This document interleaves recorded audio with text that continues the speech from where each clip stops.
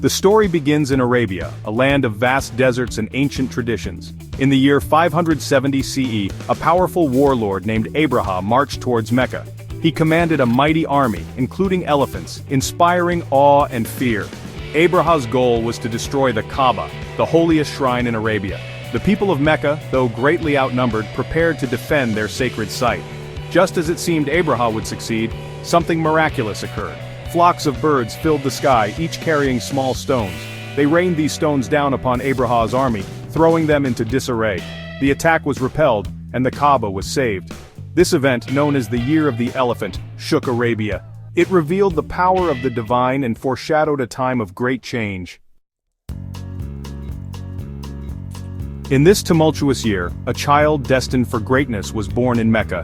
He was named Mohammed, and though orphaned at a young age, he was raised with love and care. His lineage could be traced back to Ishmael, son of Prophet Abraham, connecting him to a rich spiritual heritage. Mohammed grew into a respected young man, known for his honesty, integrity, and thoughtfulness. He often sought solitude for reflection and prayer, disturbed by the injustice and idolatry he saw around him. Little did he know that he was being prepared for a momentous destiny, one that would transform Arabia and impact the world forever. When Muhammad was 40 years old, his life took a dramatic turn.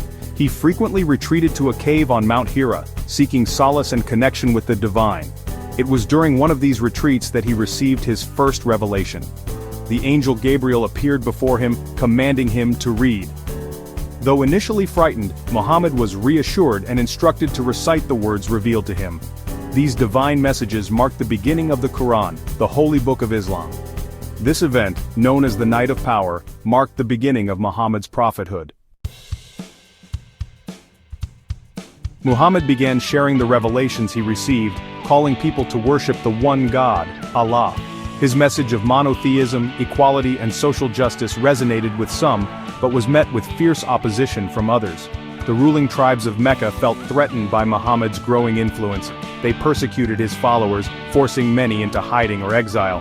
In 622 CE, facing escalating threats, Muhammad and his followers made the momentous decision to migrate from Mecca to Medina. This journey, known as the Hijra, marked a turning point in Islamic history. In Medina, Muhammad established the first Muslim community, laying the foundation for a new society based on the principles of Islam. Section 5, the Battle of Badr, a triumph against all odds. The Meccans, angered by the Muslims' departure and their growing strength in Medina, pursued them relentlessly. In 624 CE, they confronted the Muslims near a place called Badr. The Muslims, though vastly outnumbered and outmatched in weaponry, were determined to defend their faith and community. The Battle of Badr, despite the odds, ended in a decisive victory for the Muslims. This victory was seen as a sign of divine favor and strengthened the Muslims' resolve. It also established the Muslims as a force to be reckoned with in Arabia.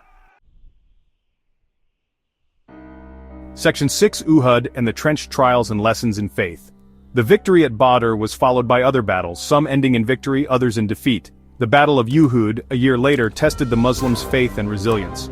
Despite initial success, a strategic error led to heavy losses.